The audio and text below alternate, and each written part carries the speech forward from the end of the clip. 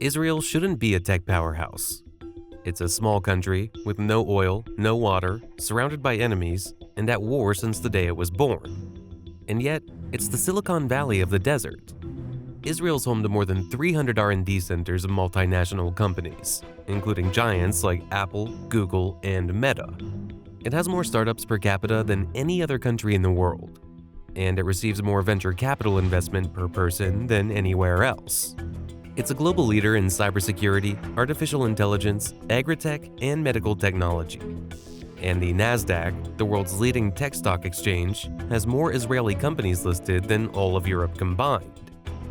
In this video, you'll understand how Israel became a global center of innovation, and what the rest of the world can learn from a country that had to invent itself from scratch. Silicon Valley has serious competition. And it's not in New York, London, or Berlin. It's in Israel, a country with no oil, no water, no internal market, and surrounded by armed enemies. And that, against all logic, has become one of the most active tech hubs on the planet. With just 9.5 million people, Israel has over 7,000 active startups. That's one for every 1,400 people. No other country in the world has such a high startup density. But beyond startups, Israel hosts more than 300 R&D centers of multinational corporations. Tel Aviv, with just 500,000 residents, ranks as the fourth best tech ecosystem in the world, only behind Silicon Valley, New York, and London. More than 130 Israeli companies are listed on the NASDAQ, mostly in sectors like software, cybersecurity, medicine, artificial intelligence, and semiconductors. Companies like Waze and Mobileye, both born in Israel, were acquired by giants like Google and Intel for billions of dollars after revolutionizing their industries. At the same time, the defense system known as Iron Dome, developed by Israeli engineers, is now the world's most advanced real-time missile interception technology. It doesn't just protect Israel. The United States has added it to its own military arsenal. But this goes far beyond software or defense. Israel's also a leader in agricultural technology, developing farming methods for arid areas that are now used in dozens of African countries. It exports drip irrigation systems, drought-resistant seeds, and autonomous drones that monitor crops in real time. On top of that, Israel is a global leader in medical technology, artificial intelligence, and cybersecurity. And all of this happens in a country where it shouldn't be happening at all. Israel was born in war. It declared independence in 1948 and was attacked the next day by 5 Arab countries. For decades, it lived under siege. Half the national budget went to defense. Cities were built with bunkers before hospitals, and the economy ran on rationing, state control, and strict regulation. In the 1980s, it hit rock bottom. Inflation reached 400%, public debt went over 200% of GDP, and the national currency was on the verge of collapse. On top of that came geopolitical isolation. For decades, the Arab boycott prevented many multinational companies from doing business in Israel. Israel had no oil, no water, no regional allies, no stability, and no access to major Arab markets. So it decided to build a modern, innovative, and competitive country. Not out of ambition, but because it had no other choice. In Israel, innovation is not a luxury, a trend, or a startup game. In Israel, innovation is a necessity. But turning that necessity into a high-performing ecosystem requires people. Human capital that can take risks, make decisions under pressure, and solve problems with limited resources. And paradoxically, in Israel, the main source of innovative human capital isn't the universities, it's the army. In many countries, the army is far removed from the world of innovation. It's associated with obedience, discipline, and a rigid hierarchy. But in Israel, it's exactly the opposite. The army doesn't just defend the borders, it trains the future entrepreneurs who go on to transform the country. Every year, around 60,000 young Israelis enter the Israeli Defense Forces. But not all of them go on border patrols or drive tanks. Thousands join elite technical units, where military training feels more like an innovation boot camp than a traditional academy. The most famous of these is Unit 8200, an intelligence division focused on cybersecurity, software, and electronic surveillance. There are 18-year-old kids developing tools that often outperform those of major world powers. From encryption algorithms to large-scale interception systems, this is literally where the future of Israel's tech ecosystem is trained. But the most striking part isn't technical skills, it's the culture. In these units, there's no room for passivity. Soldiers must make critical decisions with incomplete information under constant pressure and with real consequences. They learn to improvise, to lead small teams, and to question their superiors if they believe they have a better solution. And above all, they learn to move fast. That environment creates a mindset that carries over almost seamlessly into civilian life. That's why so many Israeli startup founders aren't university graduates. They're veterans of Unit 8200. Other units like Talpiot, Mamram, and 9900 also train engineers, analysts, mathematicians, and programmers in extreme conditions. And they do it fast, with a focus on results and with a flat, horizontal culture that breaks the mold of traditional military life. When these young people leave the army, they're not starting from scratch. They already have a strong network, experience managing teams, and a sense of urgency that sets them apart.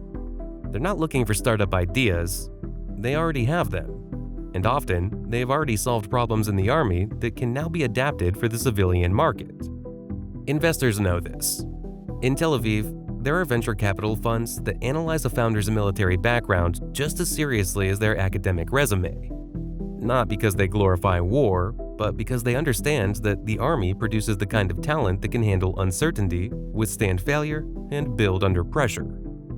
In other countries, young people finish high school and go backpacking. In Israel, they go to the army to lead a 30-person team, manage complex operations, and build tech solutions from scratch. The job market knows how to read a military resume, and it values it more than an MBA. When these young people return from military service, the entire economy knows how to make use of what they've learned and integrate them into the workforce. That's why the Israeli army is more than just a defense tool. It has become an innovation engine, one that combines patriotism, urgency, technology, and leadership. A mix that no other country in the world has been able to replicate. But the army didn't do it alone, because human capital still needs raw material. And of course, Israel has one of the highest concentrations of scientific and technical talent per square kilometer on Earth. Raw talent arriving from the most unexpected places, bringing urgency and incredibly valuable knowledge. It wasn't luck, it was immigration. Since its founding, Israel was built as a country of immigrants. A nation that not only received waves of people from all over the world, but also learned to turn that diversity into a strategic advantage. Jews expelled from Arab countries, Holocaust survivors, Ethiopian communities, waves from Latin America, Eastern Europe, and the United States. Each group arrived with their own languages, professions, customs, and their own urgent needs. And unlike other countries that see these flows as crises, Israel treated them as opportunities. It's estimated that more than 40% of Israel's current population was born in another country or is the child of direct immigrants. Being an immigrant in Israel is not an exception, it's the norm. That's why the country developed, early on, an institutional structure designed to activate that talent as quickly as possible. Massive programs for intensive Hebrew language learning, fast-track recognition of foreign degrees, open incubators for immigrants, and job placement programs with tech companies. But more than anything, a national environment that, by culture and necessity, sees qualified immigrants as an asset, not a burden. It's not about charity, it's about strategy.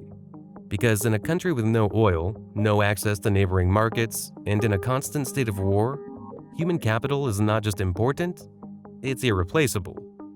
And that explains why Israel has managed to absorb massive waves of immigration without collapsing, and in many cases, becoming stronger.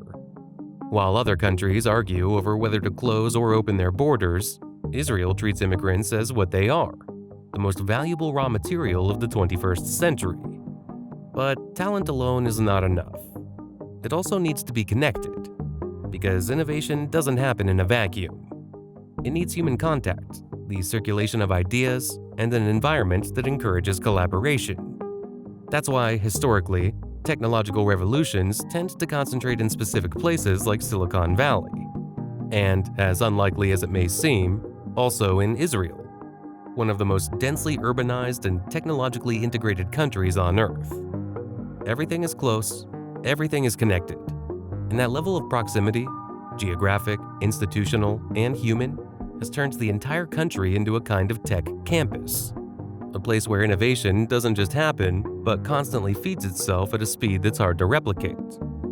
Within a radius of less than 100 kilometers, between Tel Aviv, Herzliya, Petah Tikva, Haifa, and Jerusalem, you'll find 8 elite universities, hundreds of multinational R&D centers, incubators and accelerators, and thousands of active startups. But it's not just about quantity. The quality of these universities is also exceptional. The Technion, Israel Institute of Technology, is considered the MIT of the Middle East. It leads research in artificial intelligence, nanotechnology, biomedicine, and applied engineering. In Haifa, there's also the Weizmann Institute of Science, one of the world's most prestigious research centers. Its model combines basic sciences with practical application in fields ranging from structural biology to quantum computing. And it has a unique feature. It's completely independent from the university system, fully dedicated to research. At the heart of the country, Tel Aviv University acts as a perfect bridge between academia, the military, and the private sector. From its classrooms, joint programs with Army tech units are developed, training courses with companies are run, and even seed funding for student startups is provided. The result is an environment where academia, business, and government are separate on paper, but operate as a single system. An Intel engineer working in Petah Tikva might have lunch with a medical tech entrepreneur from Herzliya, and later in the day, teach a guest class at the Technion. That's not the exception, it's the normal way of doing things.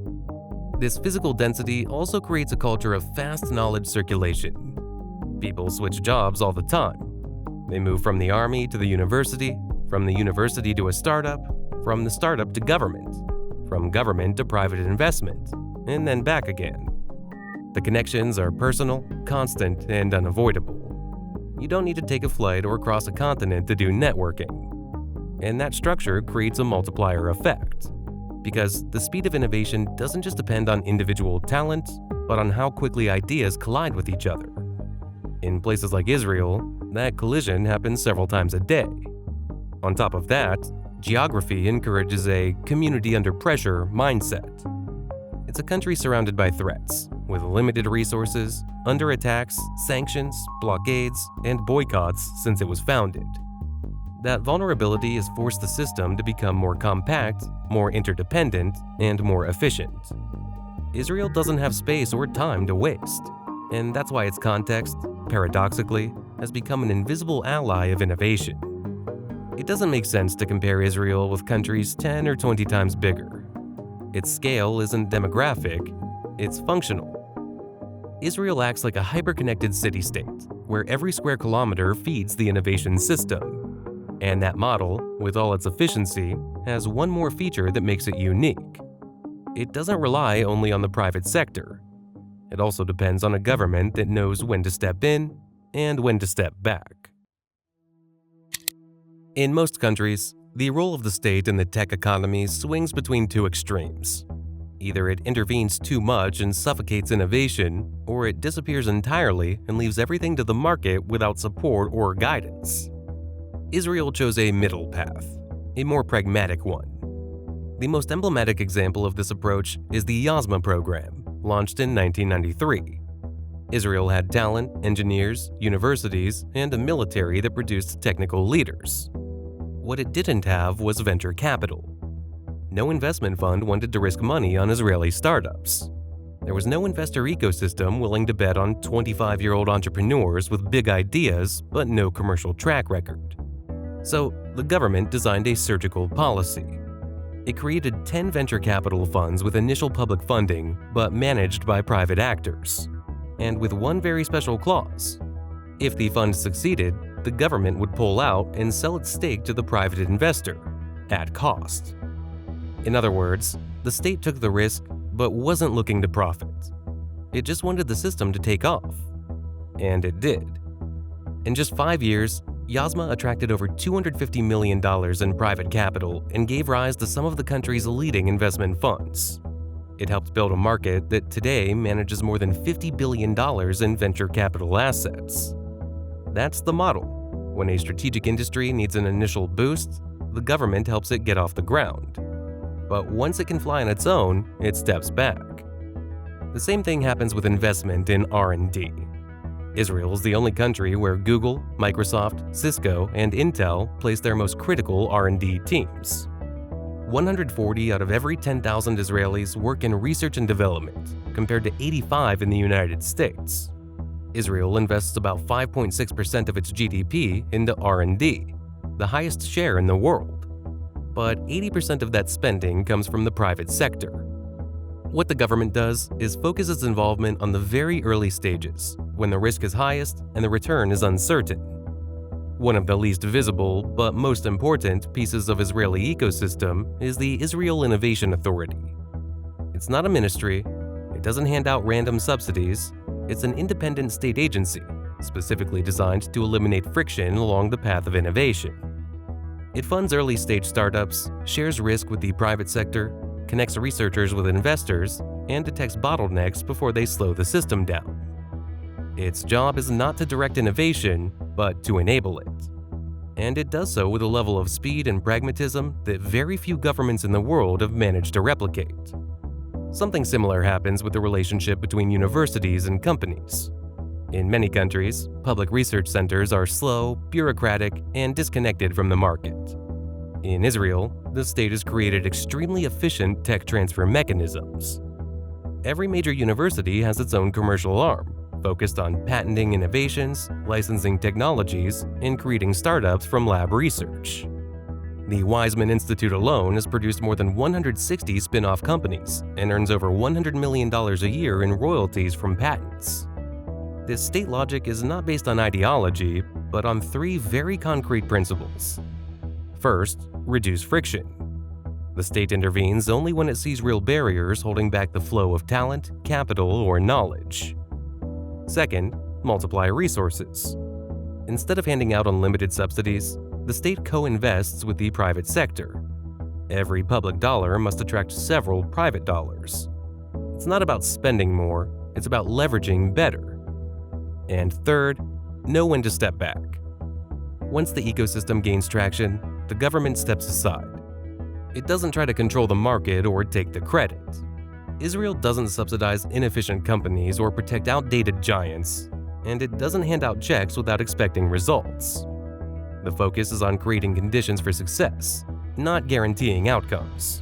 And that creates an environment where failure is allowed, but complacency is not. But this kind of intervention, measured, strategic, and aimed at unlocking creative energy, works because it's landing on a culture that's ready to use it. In many countries, there are invisible rules that shape how people behave. Cultural norms that discourage conflict, reward politeness, and punish mistakes. But in Israel, it's the exact opposite. What's seen as rude elsewhere is often considered a virtue in Israel. Interrupting, arguing, challenging, speaking without permission, even being brutally direct. Far from being frowned upon, all of that is celebrated as part of a culture that values truth and effectiveness over protocol. Israel calls this attitude chutzpah, and although it has no exact translation, you could describe it as a mix of boldness, irreverence, audacity, and nerve. It's a mindset that doesn't ask for permission to speak up, doesn't get intimidated by authority, and sees every rule as something to be questioned. In an Israeli boardroom, it doesn't matter if you're the boss. If your idea doesn't convince people, they'll push back. And if you make a mistake, someone will tell you, to your face. There's no space for symbolic hierarchies or empty formalities. This same culture carries over to the academic world. In universities, it's common for students to argue with professors, challenge established theories, or interrupt lectures with tough questions. Because in Israel, respect doesn't mean staying quiet. And that spirit starts much earlier. From elementary school, the Israeli education system focuses on critical thinking, individual initiative, and problem-solving skills. It's not about memorizing facts, but about understanding, questioning, and debating. Authority is respected, but also challenged. The teacher isn't a source of absolute truth. They're a facilitator of ideas. And that mindset is a part of a broader vision where education is not just a formality, but a matter of national strategy. Israel systematically invests in science, technology, and higher education, and not as social spending, but as a development strategy. That's why universities aren't just academic centers. They're factories of applied knowledge directly connected to industry and innovation. They train not just engineers and scientists, but the future founders of startups, many of which are born directly inside the labs. In the startup world, this culture of irreverence has very real consequences.